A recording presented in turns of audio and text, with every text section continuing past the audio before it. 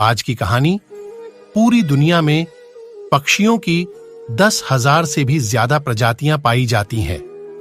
सभी के वही 2 पंजे, 2 पंख और 1 गर्दन होती है, लेकिन इन्हीं में से एक ऐसा पक्षी है जिसकी एक अलग ही पहचान है, जो आसमान का सीना चीर के हजारों मीटर ऊपर 120 किलोमीटर/h की रफ्तार से उड़ता है, जो खुद के कई गुना अधिक वजन के शिकार को भी अपने पंजों पे दबोचकर उड़हचा जाता है।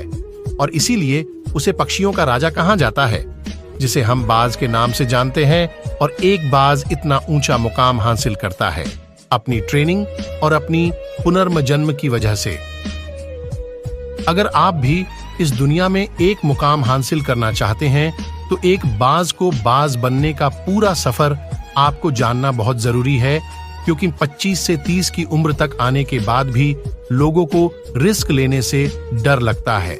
लेकिन एक बाज की जीवन की शुरुआत ही रिस्क से होती है। जिस उम्र में बाकी पक्षियों के बच्चे सिर्फ चींची करना सीखते हैं, उस उम्र में एक मादा बाज अपने बच्चों को पंजों में दबोचकर हजारों मीटर आसमान की ऊंचाइयों में उड़हचा जाती है, उसे ये बताने के लिए कि तेरा जन्म आसमान का सीना चीर के सबसे ऊपर उड़हटने के लिए हुआ है। तेरा जन्म पंछियों का बादशाह बनने के लिए हुआ है। और जमीन से हजारों मीटर ऊपर ले जाकर मादा बाज अपने पंजों से उसे छोड़ देती है, और यही से शुरू होती है उसकी हाई रिस्क ट्रेनिंग। वो चूजा जमीन की तरफ तेजी से गिरने लगता है।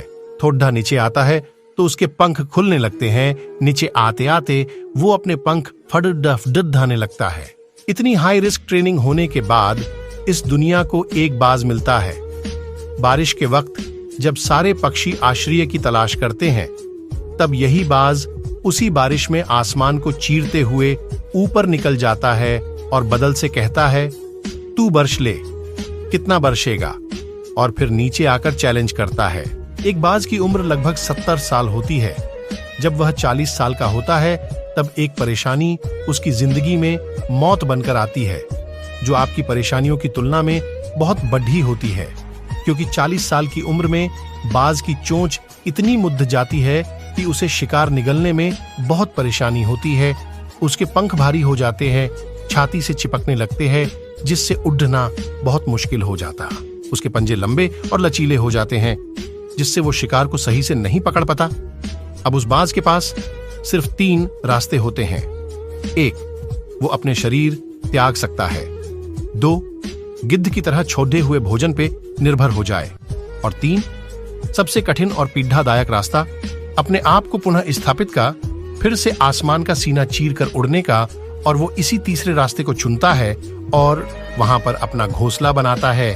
और फिर शुरू होता है परेशानियों को जड़ीडीएच से उखाड़ कर आसमान में उड़ने का सफर।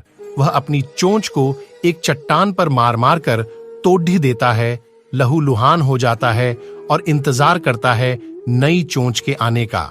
उसके बाद अपनी नई चोंच से अपने पंजों को काट देता है और फिर इंतजार करता है नए पंजों के उग आने का। उसके बाद वह अपने एक एक पंख को अपने शरीर से अलग करता है और फिर इंतजार करता है नए पंख उग आने का। और इस प्रक्रिया में उसे समय लगता है पूरे 5 महीने का। इन 5 महीनों के कड़ी तपस्या से एक बाज का पुनः जन्म होता है। वो फिर से तैयार हो जाता है। आसमान का सीना चीरकर उड़ने के लिए जो 3 रास्ते बाज के पास थे, वही 3 रास्ते आपके पास होते हैं। लेकिन कुछ लोग पहले रास्ते को चुनते हैं और परेशानियों के तले दबकर सुसाइड कर लेते हैं। ज्यादातर लोग दूसरे रास्ते को चुनते हैं। वो परेशानियों का बोझ पड़ते ही अपने लक्ष्य को छोड़कर एक नॉर्मल लाइफ जीने लगते हैं।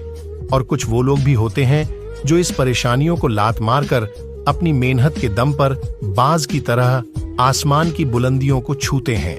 दोस्तों, बाज की यह ट्रेनिंग हमें बहुत बड़ी सीख देती है कि अगर रिस्क लेना पड़े तो लो कि अपने फील्ड में अपने आप को इतना ट्रेंड कर लो कि उस फील्ड में आपसे ऊपर उड़ने के बारे में सोचकर लोगों के पसीने छूट जाए। तभी आप अपने फील्ड के बादशाह कहलाओगे। वीडियो अच्छा लगा तो चैनल को सब्सक्राइब करना और मिलते हैं ऐसे एक और वीडियो में। तब तक के लिए जय हिंद।